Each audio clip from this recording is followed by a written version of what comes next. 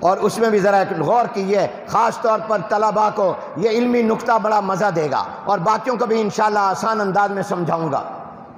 حضور علیہ السلام نے کیا فرمایا؟ 10 کا نام لے کر فرمایا۔ سب سے پہلے نمبر فرمایا ابو بکر فی الجنہ، ابو بکر جنت میں ہے۔ عمر فی الجنہ، عمر جنت میں ہے۔ عثمان فی الجنہ، عثمان جنت میں ہے۔ علی فی الجنہ، علی جنت میں ہے۔ اس طرح نام لیتے گئے۔ ذرا غور کیجئے، وقت مختصر ہے۔ حضور علیہ السلام نے جنتی ہونے کا حکم، آپ سے سوال کرنے لگا ہوں، ذرا مجھے جواب دینا، حاضر دماغی سے دینا۔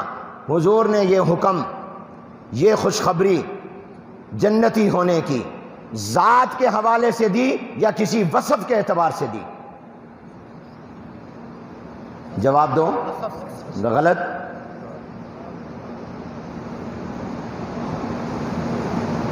آپ کو تو چاہیے تھا آپ فوراً جواب دیتے۔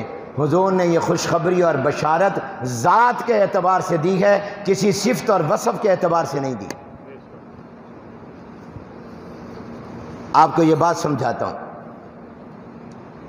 دیکھیے قرآن میں آتا ہے ان الذین آمنوا وعملوا الصالحات اولئک اصحاب الجنہ، جو ایمان لائے، نیک اعمال کیے، یہ جنتی ہیں۔ جو بھی کلمہ پڑھ لے، گناہ نہ کرے، نیک اعمال کرے، وہ جنتی ہے۔ آپ نماز جمعہ پڑھنے کے لیے آئے ہوئے ہیں، آپ نیک اعمال کرتے رہیں، اللہ آپ کو بھی جنتی بنا دے گا، مجھے بھی جنتی بنا دے گا۔ آمین کہہ دو، اللہ بنا دے۔ لیکن ہمارا جنتی ہونا مشروط ہے ایمان اور نیک اعمال کے ساتھ۔ ایمان ہے تو جنتی، نیک اعمال ہے تو جنتی۔ اگر خدا نخواستہ ایمان نہیں تو جنتی نہیں، نیک اعمال نہیں تو سب سے پہلے جنت میں نہیں جائے گا، گناہوں کی سزا بھگتے گا، ایمان کی وجہ سے ایک نہ ایک وقت چلا جائے گا، مگر شروع میں نہیں جائے گا۔ گویا میرا اور آپ کا جنتی ہونا نیک اعمال اور ایمان والے کمال، خوبی اور وصف پر موقوف ہے۔ یہ وصف ہوگا، یہ بات ہوگی تو جنتی ہے، یہ بات نہیں ہوگی تو نہیں جنتی۔ ہماری ذات کو جنتی نہیں کہا گیا۔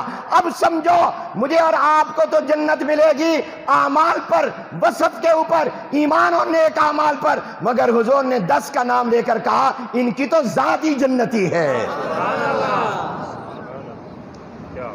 یوں نہیں کہا ابو بکر تیری نیکی کی وجہ سے جنت، نہیں، فرمایا ابو بکر تیری ذات جنت میں۔ ابو بکر، اب سمجھ آیا کہ نہیں آیا؟ بولو۔ ہمارے لیے جنت کا اعلان اور وعدہ وہ وصف کے اوپر ہے۔ وہ ایک وصف میں اگر ہم موصوف ہوں گے تو ہوگا۔ جیسے میں ایک محاورے سے سمجھاتا ہوں۔ محاورہ ہے کل کاتب متحرک الاصابع ما دام کاتبا، لکھنے والے کی انگلیاں ہلتی رہتی ہیں جب تک وہ لکھتا رہے۔ گویا جب تک لکھتا رہے گا ہاتھ ہلتا رہے گا، انگلیاں ہلتی رہیں گی، لیکن جب لکھنا بند کر دے گا اس کی انگلیوں کی حرکت، ہاتھ کی حرکت بند ہو جائے گی۔ گویا انگلیوں کا ہلنا اس وقت تک ہے جب تک لکھتا رہے، نہیں لکھے گا انگلیوں کی حرکت بند، جہاں وصف پر حکم لگا ہے۔ اسی طرح سمجھ لو میرے اور آپ کے لیے جنت ہے جب تک ایمان ہو، نیک اعمال ہو۔ خدا نخواستہ ایمان نہیں تو جنت نہیں، نیک اعمال نہیں تو جنت نہیں۔ مگر حضور نے یہ نہیں کہا ابو بکر تیرے ایمان اور نیک اعمال پر جنت ہے، عمر تیرے ایمان نیک اعمال پر جنت ہے، نہیں، فرمایا ابو بکر تو ذات کے اعتبار سے جنتی ہے، عمر تو ذات کے اعتبار سے جنتی ہے، عثمان تو ذات کے اعتبار سے جنتی ہے، علی تو ذات کے اعتبار سے جنتی ہے۔ اس ابو بکر پر اعتراض کرتے ہو جس کی ذات کو حضور جنتی کہہ رہے ہیں، کوئی وصف نہیں لگا رہے، آسان لفظوں میں کہہ لو کوئی شرط نہیں لگا رہے۔ ہمارے لیے شرط ہے ایمان نیک اعمال۔ ابو بکر کو کہا تو جنتی ہے، اس میں اس کی کوئی شرط نہیں لگائی۔ عمر تو جنتی ہے، شرط نہیں لگائی۔ عثمان تم جنتی ہو، شرط نہیں لگائی۔